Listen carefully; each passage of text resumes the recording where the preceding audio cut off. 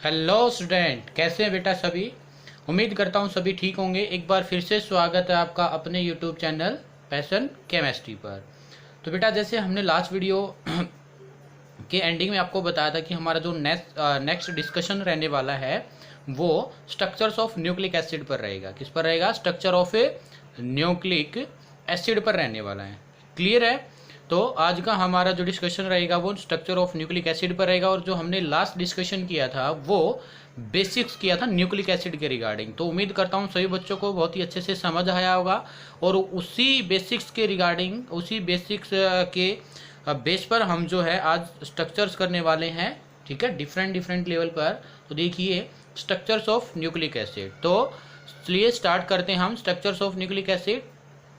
तो सबसे पहले बेटा, अगर मेरे चैनल पर कोई नया है तो प्लीज़ चैनल को सब्सक्राइब जरूर कीजिएगा और अपना जो है नोट्स साथ साथ खुद से प्रिपेयर कीजिएगा। ठीक है, और ये वीडियो क्या है बेटा, सभी बोर्ड एग्ज़ाम है और आपका एचटेट पीजीटी लेवल है या कोई भी कॉम्पिटिटिव एग्ज़ाम है, लाइक एचटेट है या नीट है, जेई है, एमएनएस है, मिलिट्री नर्सिंग सर्विस और बीएससी नर्सिंग एंट्रेंस एग्ज़ाम है, या कोई भी पैरामेडिकल एंट्रेंस एग्जाम, सभी के लिए इंपॉर्टेंट होने वाला है जहाँ पर आपकी केमिस्ट्री पूछी जाती है। तो चलिए स्टार्ट करते हैं।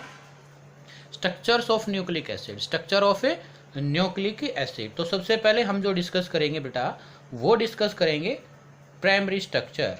Primary structure of protein. Primary structure of A protein. Primary structures हम क्या करने वाले हैं? डिस्कस करने वाले हैं। क्लियर है? तो देखिए, जो प्राइमरी स्ट्रक्चर्स होती है बेटा, वो क्या होती है? ये बैकबोन ऑफ न्यूक्लिक एसिड होता है। क्या होता है ये? It is the backbone of nucleic acid consist of alternate sugar unit and phosphate group. मतलब आप इसका डायग्राम अगर आपको बनाना चाहे तो ये क्या करेगा? It is the backbone of nucleic acid which consist, क्या होगा? Sugar unit. शुगर यूनिट जैसे कल हमने आपको दिखाया था। ठीक है, इसके शुगर के साथ ही क्या अटैच होगा? फॉस्फेट, यानी कि PO4। अल्टरनेट, फिर से शुगर,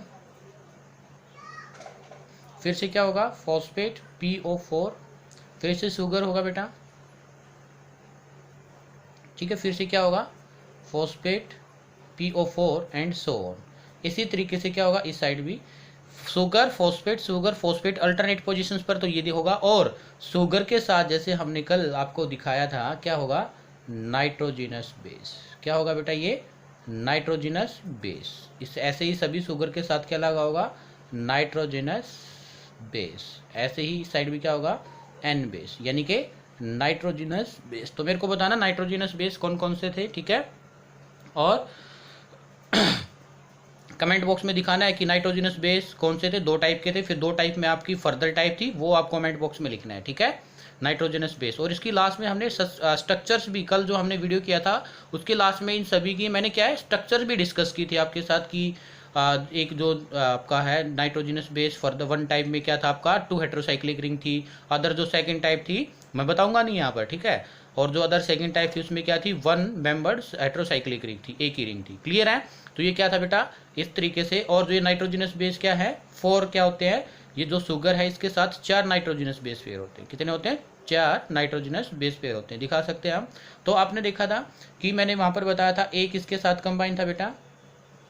ठीक है, और जी किसके साथ कंबाइन था? क्लियर है?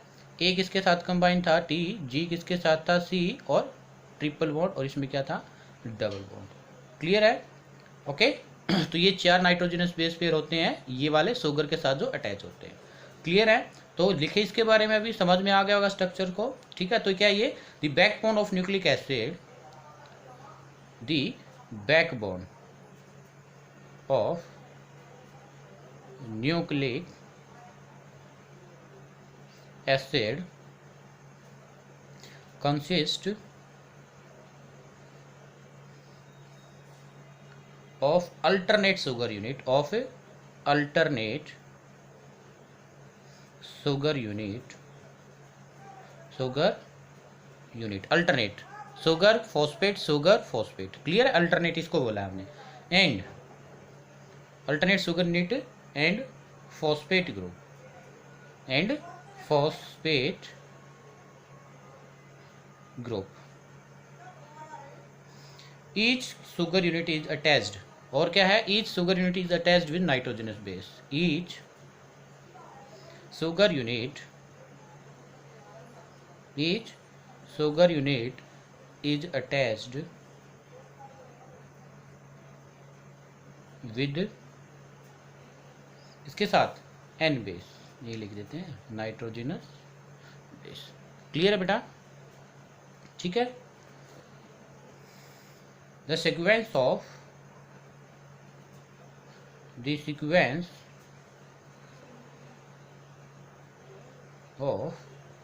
nitrogenous base on polynucleotide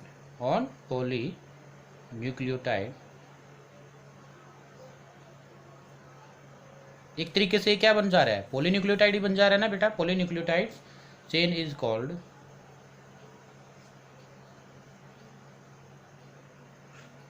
primary structure of A protein. और इसका फंक्शन क्या है? और इसका फंक्शन आप कह सकते हो, it play role in maintenance of heredity characters. Functions लिख दे रहा हूं यहीं पर, function.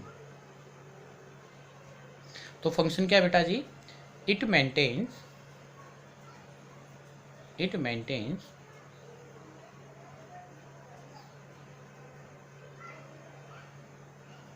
Of heredity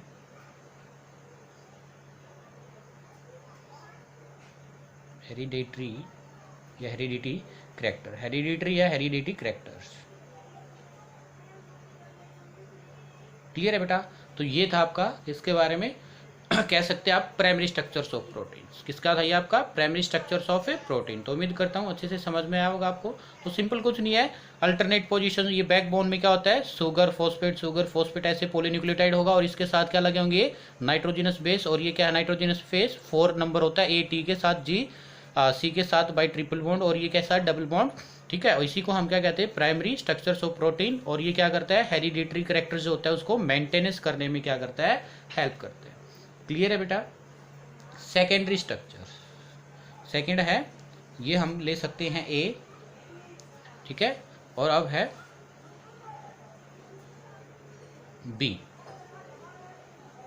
secondary structure.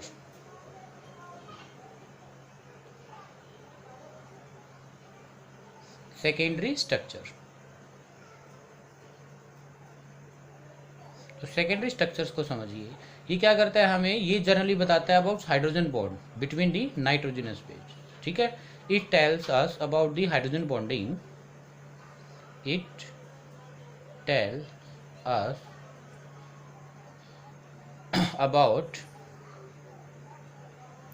About the hydrogen bond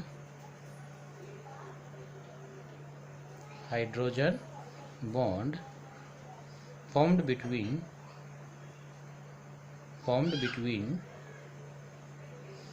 nitrogenous base।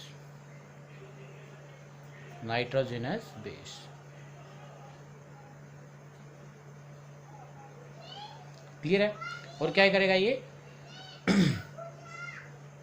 A particular base form pair with only one base according to base principle. क्या करता है ये? एक क्या होता है? एक प्रिंसिपल होता है, यानी कि जो ये प्रिंसिपल मैंने बताया AT के साथ है, GC के साथ है, इस प्रिंसिपल वर्क करेगा। ठीक है, कह सकते हो आप क्या? ए पर्टिकुलर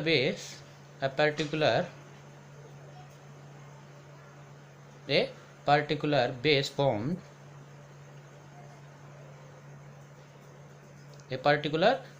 फॉर्म पेयर किसके साथ? Pair with only one base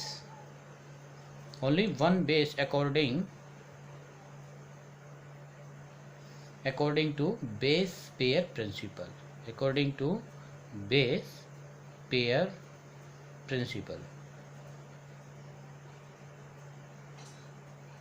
अब क्या कह सकते हैं बेटा? देखिए, ये प्रिंसिपल क्या बताता है कि जो एक बेस है ना, जो नाइट्रोजनस बेस हमने क्या है जनरली 2 लेवल पर पढ़े थे, क्या थे? आपने कमेंट बॉक्स में बताया होगा। वो बेस पेयर क्या थे बोलना? प्यूरिन और पेरिमिडिन। क्या थे? Purine and pyrimidine. ठीक है, प्यूरिन में फिर फर्दर 2 टाइप से, एडेनिन, गुआनिन। पेरिमिडिन में क्या था? Thymine, cytosine, uracil. ठीक है, तो वो क्या है, किसके साथ कैसे बेस पेयर करेंगे, उसके लिए प्रिंसिपल है जिसको हम कहते हैं बेस पेयर प्रिंसिपल। उसके अकॉर्डिंग जो एक नाइट्रोजनस बेस है वो एक fixed nitrogenous other nitrogenous base होगा, उसके साथ क्या है, बॉन्डिंग करेगा। और कैसे बॉन्डिंग करेगा, डबल या ट्रिपल, वो बताया। तो इसने क्या बताया, according to base pair principle, यहाँ पर लिख देते हैं, वैसे तो आपको पता ही है, मैंने पहले एक्सप्लेन किया है। ठीक है, according to base pair principal,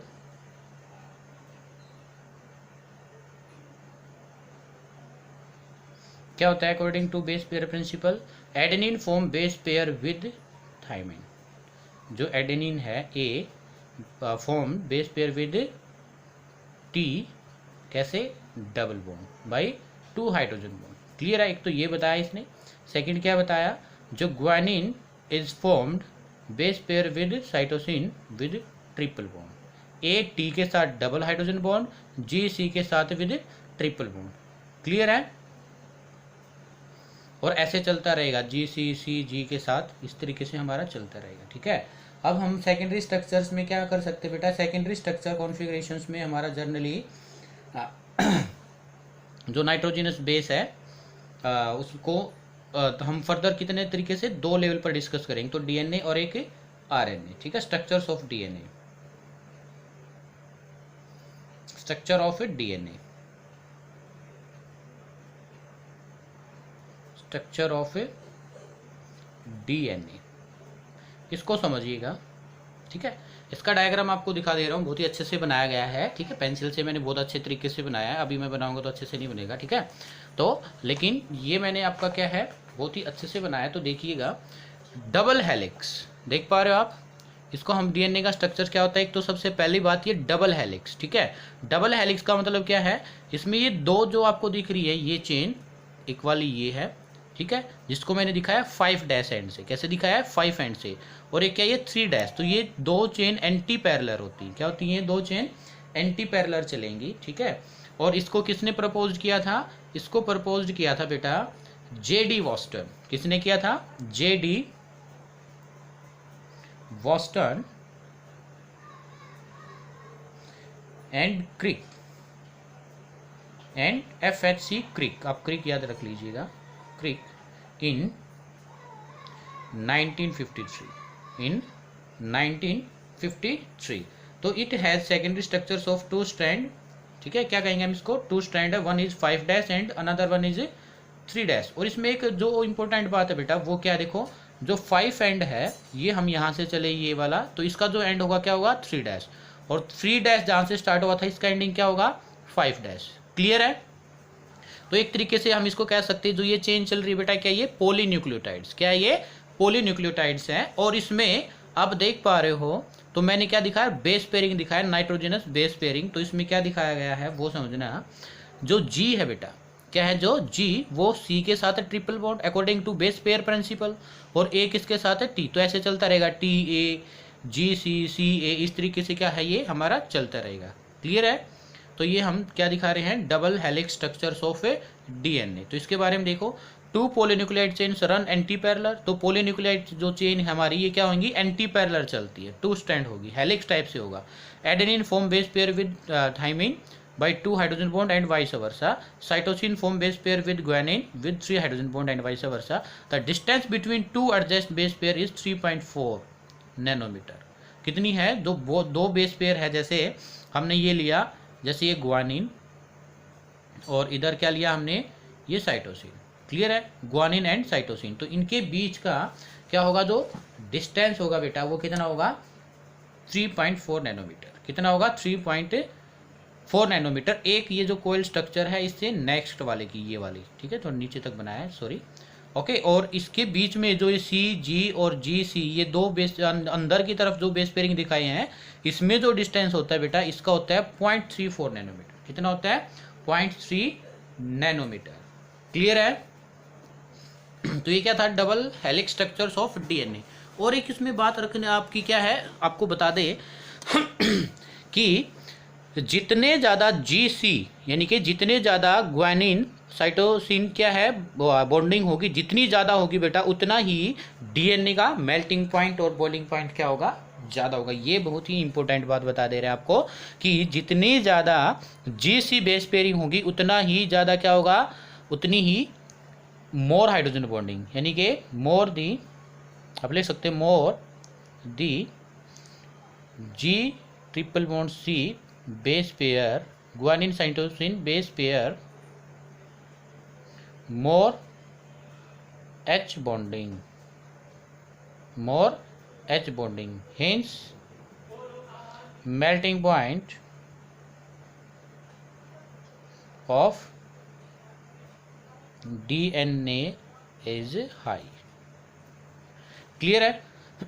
तो ये बात थी बेटा double helix structures of DNA. इसमें आपको क्या क्या है, ये किसने प्रपोज किया था, ये डबल हेलिक्स क्या है, इसका मीनिंग क्या है, इसमें बेस पेयरिंग कैसे होते हैं, ये बात रखने की आपको बहुत ही ज़रूरत है। ठीक है, और जीसी ज़्यादा होने से क्या है, क्या इफेक्ट होगा, वो बात रखने की ज़्यादा ज़रूरत है हमें यहाँ पर। ठीक है, अब यहाँ पर एक बात और बता दे रहे हैं आपको, वो सुनिएगा क्या है।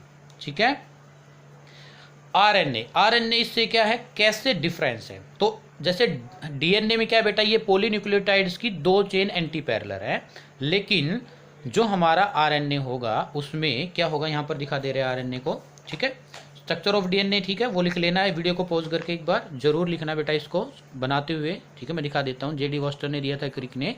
ओके, तो एक बार इसको जरूर बनाना है। क्लियर है? तो इसके बाद ये हमारा डीएनए का स्ट्रक्चर, इसमें क्या क्या बातें वो मैंने आपको बता दी हैं।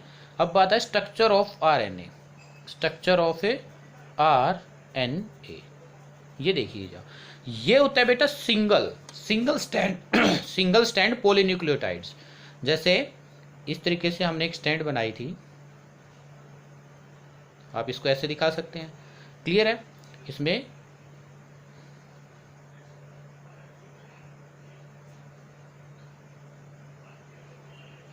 ये वाली देख पा रहे हो, ये क्या है, एक सिंगल स्टैंड। क्या ये सिंगल स्टैंड, इसमें सिर्फ क्या याद रखना आपको, जी तो बेटा क्या है, बॉन्डेड होता है किसके साथ, सी के साथ triply, there is no change. But जो ए है वो यू के साथ डबल बॉन्डेड, यूरेसिल, सिर्फ आपको ये याद रखना है। ऐसे ही क्या है, जी सी के साथ, ए यू के साथ, ऐसे ही क्या होएगा, सी ट्रिपल बॉन्ड जी यू डबल बॉन्ड ए, ऐसे चलता रहेगा। और ये क्या होती है, सिंगल स्टैंड होती है। क्या होती है, सिंगल स्टैंड। तो ये क्या कहेंगे हम इसको, स्ट्रक्चर ऑफ आरएनए। क्या था ये आपका, स्ट्रक्चर ऑफ आरएनए। ठीक है, ये सिंगल स्टैंड होते हैं, single standard single stranded helix structure in which G hydrogen bonded with triple bond C and A double bond with uracil, hydrogen bonding इस टाइप से होगी। क्लियर है? और एक बात बता दे रहे हैं आपको डीएनए के रिगार्डिंग। डीएनए में क्या होता है बेटा, आपको ये बात और भी याद रखनी, इसमें ऐड कर सकते हो। जो मैन का क्या होता है बेटा, मेल्टिंग पॉइंट ऑफ डीएनए, यानी कि melting points of man is lower than women से मेल्टिंग पॉइंट क्या होता है, लोअर होता है। ऐसा क्यों? क्योंकि वुमेन में because in women there are more G's triple bond C nitrogenous base, यानी ग्वानिन साइटोसिन ज़्यादा बेस पेयरिंग होता है किसमें, वुमेन में। क्लियर है? ये बात भी आप ऐड कर सकते हो। ओके, तो ये क्या हुआ, structures of DNA, structures of RNA. Clear है?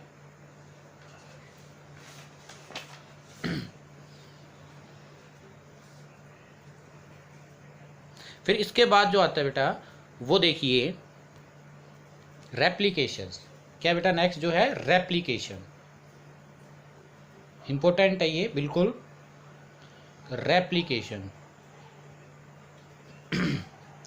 तो रेप्लिकेशन कह सकते हो आप इसको, या कह सकते हो डुप्लीकेशन। बिल्कुल अच्छे से समझना है, और इसके रिगार्डिंग इस टॉपिक के रिगार्डिंग जो है आपसे क्वेश्चन भी पूछा जाता है, रेप्लिकेशन और डुप्लीकेशंस क्या होता है। देखिए जो हमारा डीएनए की क्या थी, आप कह सकते हो डीएनए की स्ट्रक्चर्स मैंने आपको दिखाया था, तो मैं सिर्फ वहाँ पर बेस पेयरिंग दिखा रहा हूँ, ठीक है। कंप्लीटली वो कोल्ड वाली स्ट्रक्चर्स नहीं बनाऊंगा मैं, यहाँ पर सिर्फ आपको एक तरीके से स्टैंड दिखाते हुए और बेस पेयरिंग दिखाते हुए मैं आपको समझाऊंगा कि रेप्लिकेशन होता क्या है। क्लियर है। जो बेटा हमारा डीएनए था, हमने देखा था कि ये, चलो हमने क्या किया, ये डीएनए की स्ट्रक्चर्स बना ली, ये हमने क्या किया, डीएनए की स्ट्रक्चर बना ली। यहाँ ए किसके साथ था, ए किसके साथ था बेटा, टी के साथ। किस टाइप के बॉन्ड, हाइड्रोजन बॉन्ड थे, डबल हाइड्रोजन बॉन्ड थे। क्लियर है। और जी किसके साथ था, सी के साथ ट्रिपल बॉन्ड। क्लियर है। ऐसे ही हम बेस पेयरिंग दिखाते रहेंगे।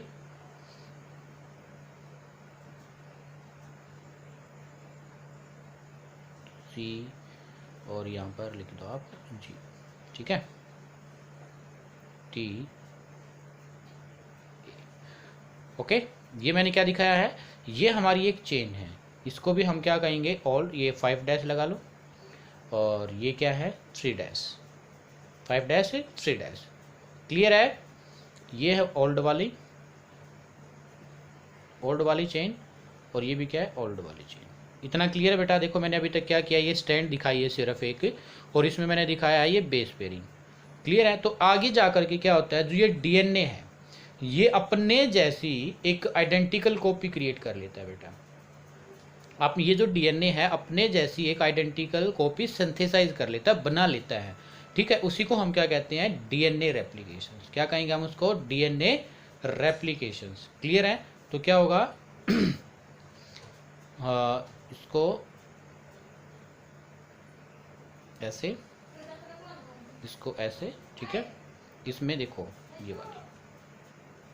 ये वाली तो हमारी ओल्ड ही चली हुई बेटा। ये क्या है, ओल्ड वाला, ओल्ड। ये भी क्या है, ओल्ड एंड। लेकिन जो ये बना है हमारा, ये वाला क्या है, न्यू स्ट्रैंड। ये क्या है, न्यू। ये भी क्या है बेटा, न्यू। देखो रेप्लिकेशन ध्यान से सुनना है आपको। देखो तो डीएनए में क्या हुआ बेटा, हमारी जो स्ट्रैंड चली हुई थी उसमें हमने नाइट्रोजनस बेस दिखाया था। ये अपने आप से डीएनए क्या कर लेता है, ऐसे एक अपना ही सेम आइडेंटिकल कॉपी को सिंथेसिस कर लेता है, बना लेता है। और ये कब होता है, ड्यूरिंग सेल डिवीजन। कब होगा ये, during cell division. Animal cells होती हैं वो तब क्या करती है बेटा, छोटे पार्ट में क्या होती है, कन्वर्ट होती है, डिवीजन होता है उनका, तब एक ये ऐसे रेप्लिकेट कर लेता है डीएनए। उसी को हम क्या कहेंगे, डीएनए रेप्लिकेशन ना। जैसे हमारा क्या होता है, तब कोई भी है हमारा बेबी होता है, ठीक है। तो बेबी में हमारे कुछ गुण क्या होते हैं, कंजर्व्ड होते हैं। मतलब ऐसे कि ऐसे जो पेरेंट्स से मिले हैं, दादा दादी, माँ पापा, ठीक है, मामा नानी नाना, सब कुछ उनसे क्या होता है, ऐसे ही उनका सेल डिवीजन होता है। तब हमारा छोटा सा क्या होता है, एग होता है, फिर वो डिवीजन करके क्या होता है आपका बनाता है, एग से क्या बनता है आपका, कह सकते हैं ओव्यूम बनता है। उसके बाद फिर सेल डिवीजन चलता है, ग्रोथ होती रहती है। उस दौरान हमारा क्या है, ये इस तरीके से सेल का डिवीजन होता रहता है। क्लियर है। तो ऐसे ही इसमें हम दिखा रहे हैं, ये सी है, ये ए है, ये टी है, ये जी है, ये फिर से टी है। ऐसे क्या है, ये स्पेसिफिक होता है बेटा, ये पर्सन टू पर्सन वेरी करता है। क्या ये पर्सन टू पर्सन वेरी करता है। क्लियर है। ये आपको बात याद रखनी है जी। तो सी किसके साथ था, ट्रिपल बॉन्ड जी के साथ। एक डबल बॉन्ड किसके साथ था, टी के साथ, ठीक है। और टी किसके साथ था, डबल बॉन्ड से ए के साथ। क्लियर है। ऐसे दिखाना, जी किसके साथ था बेटा, ट्रिपल बॉन्ड से सी के साथ। टी किसके साथ था, डबल बॉन्ड से ए के साथ। ए किसके साथ था, डबल बॉन्ड से टी के साथ। जी किसके साथ था, सी के साथ। क्लियर है। तो ऐसे ही मैंने बेस पेयरिंग दिखा दिया। क्लियर है। तो इसमें क्या आप देख पा रहे हो बेटा कि ओल्ड चेन तो हमारी चली हुई है, तो यानी कि कुछ करेक्टर्स हमारे क्या है, कुछ करेक्टर्स तो सेम है जो कि ऊपर थे। यानी कि अगर हम कहिए कि हमारा पेरेंट्स का डीएनए है, पी फॉर पेरेंट्स, और ये हमारा डीएनए हमने ले लिया कि हमारे बच्चे में आ गया, तो ये पेरेंट्स प्लस डॉटर दोनों के गुण होंगे इसमें। तो इसी को हमने क्या कहा है, रेप्लिकेशन। तो इसी से हम कहते हैं कि डीएनए जो होता है वो क्या करता है, हेरिडेटिक, जो हमारे हेरिडेटिक कैरेक्टर्स है उनको मेंटेनेंस रखता है। उनको क्या करता है बेटा, मेंटेनेंस रखता है। तो जैसे ओल्ड में हमने इधर दिखा दिया, जी टी ए सी जी, ठीक है। आप इसकी कोडोन दिखा सकते हो। जी किसके साथ था, सी के साथ ट्रिपल बॉन्ड, टी किसके साथ था, ए के साथ डबल बॉन्ड, ए किसके साथ था, टी के साथ डबल बॉन्ड, सी किसके साथ था बेटा, जी के साथ वाई ट्रिपल बॉन्ड, और यहाँ पर जी है किसके साथ था, सी के साथ वाई ट्रिपल बॉन्ड। क्लियर है। तो इसी को हमने क्या कहा बेटा, डीएनए रेप्लिकेशंस। डायग्राम से समझ में आ गया होगा आपको, ठीक है। चलो इसकी एक्सप्लेनेशन लिख लेते हैं। It is the process in which DNA molecules,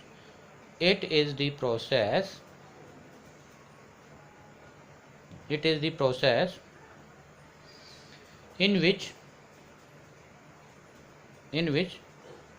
DNA molecules synthesis another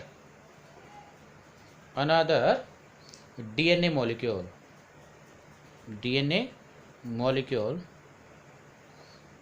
with same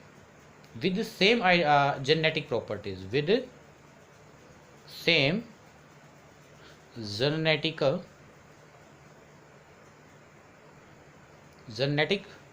properties। क्या कह सकते हो आप, सेम या आइडेंटिकल कॉपी। आइडेंटिकल है तो ये बिल्कुल, ये ओल्ड हमारी चल रही थी कुछ, ये हमारी सेम ही तो कॉपी है, ठीक है। ये कैसा होता है, it takes place during cell division, it takes place during cell division. ये सेल का डिवीजन हो गया यहाँ से, ठीक है। ये हमारी एक अलग सेल थी, ये अब हमारा क्या है, cell division. Okay,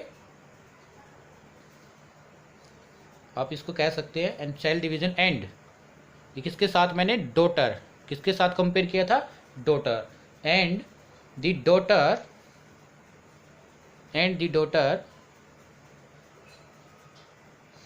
daughter DNA molecules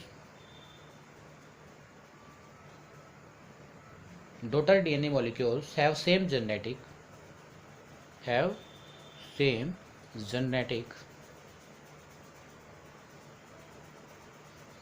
information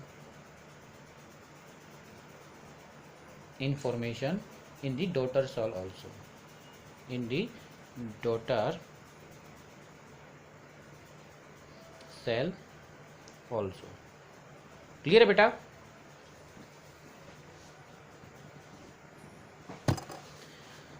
ये हमारा क्या हुआ, डीएनए रेप्लिकेशंस। और एक बात याद रखना है कि जो डीएनए स्ट्रैंड है वो अनकोइल होकर के क्या करेगी, एक टेम्पलेट बना लेगी for the synthesis of complementary strand. क्या करेगा, जो हमारी एक कोयल था ना, कोयल फॉर्म, ऐसे यहाँ पर लिख रहा हूँ, ये क्या थी आपकी कोयल फॉर्म, ये अनकोइल होकर के क्या करेगी, ये एक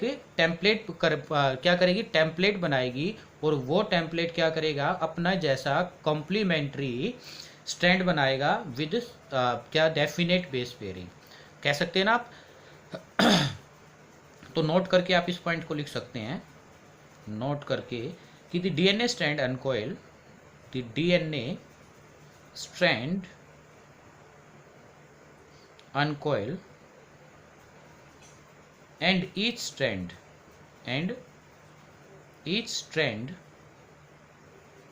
formed, yeah, each strand provide a template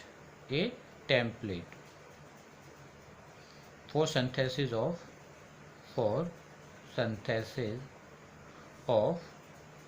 its complementary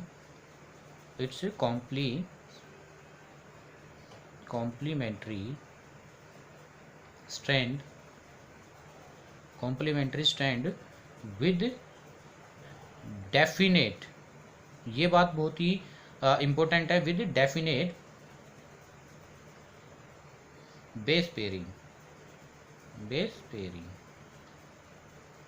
ये क्या कह रहा है, देखो ये अनकोइल होकर के ऐसे क्या बनाती रहेगी, टेम्पलेट, एक तरीके से इस टेम्पलेट था, और ये टेम्पलेट क्या हुआ, एक अदर अपने जैसा कॉम्प्लीमेंट्री, अपने ही जैसा एक कॉम्प्लीमेंट्री क्या बना लिया, अदर स्टैंड बना लिया, और ऐसे चलता रहेगा।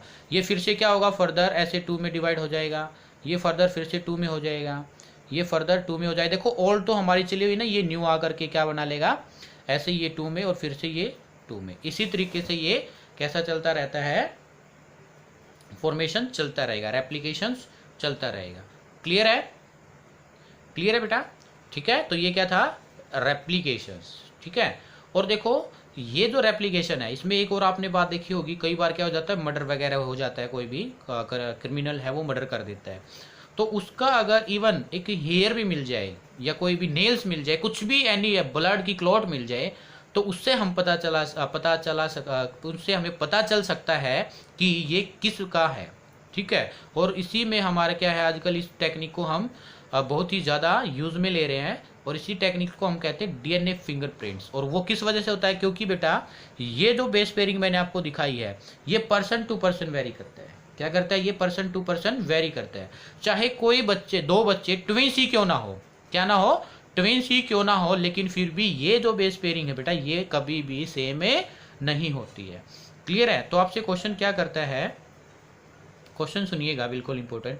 हाउ कैन यू से DNA replication is semi conservative in nature? First question, how you can say DNA replication is semi conservative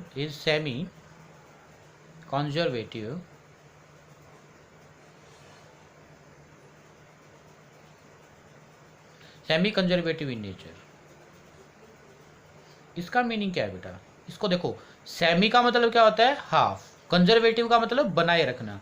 तो इसमें आप देख पा रहे हो बेटा कि जो डीएनए रेप्लिकेशन अभी हमने देखा है कि इसमें ओल्ड चेन तो क्या है आपकी, एक दो चेन बनी इसमें, इससे क्या हुआ, डिवीजन हुआ सेल का, तो एक तो ओल्ड चेन है ना, ठीक है, एक ही तो न्यू हुई है ना आपकी। ऐसे ही इसमें एक ओल्ड है और एक क्या है, न्यू है। तो ओल्ड चेन क्या है, ऐसे ही इसमें कंजर्व्ड है, ठीक है, फिक्स है, ये चेंज नहीं हुई है। इसी वजह से डीएनए रेप्लिकेशन कैसा है, सेमी कंजर्वेटिव इन नेचर होता है। आप इसका आंसर दे सकते हो, in DNA replication semi conservative nature because of half of polynucleotide chain of DNA is conserved and half of another polynucleotide chain is a newly synthesized। Half तो क्या है, जो हमारी ओल्ड क्या थी, पॉलीन्यूक्लियोटाइड, इसको आप कह सकते हो ओल्ड पॉलीन्यूक्लियोटाइड चेन, और क्या है, half new polynucleotide chain. So DNA replication is a semi conservative in nature. और एक बात आपको याद रखनी है कि जो डीएनए रेप्लिकेशन है बेटा, बहुत इंपॉर्टेंट बात हम भूल चुके हैं, एक बार फिर से बता देते हैं। जो डीएनए रेप्लिकेशन है ये कहाँ से कहाँ चलता है, DNA replication takes place, DNA replication काफ़ी बार पूछा जाता है आपसे ये question, DNA replication takes place from 5' to 3' end. ये बहुत इंपॉर्टेंट बात है बेटा, 5' एंड टू 3' एंड। क्लियर है? और एक आपसे बात, एक क्वेश्चन और भी करा देते हैं आपको, यहाँ पर काफ़ी बार पूछा जाता है, how DNA act as fingerprints, how DNA act as fingerprints.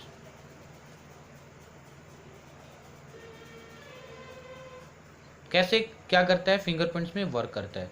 तो जैसे मैंने आपको अभी बताया था कि डीएनए में ये जो बेस पेयरिंग दिखाया मैंने, ये पर्सन टू पर्सन क्या करता है बेटा, वेरी करता है, चाहे वो आइडेंटिकल क्यों ना हो, ठीक है, चाहे वो ट्विंस ही क्यों ना हो। तो क्या है, DNA replication act as a fingerprints as sequence of a nitrogenous base pair is unique. क्या होता है वो, unique for person, but it's varies from person to person, but is varies to person to person. तो ये vary करता है person to person, therefore it provide information for identification since act as a fingerprints. ठीक है, आप इसका answer ऐसे दे सकते हो, DNA replication is act as fingerprints as sequence of nitrogenous base is unique for person, ठीक है, unique for person and it vary from person to person, therefore it provide information for identification, hence act as fingerprints.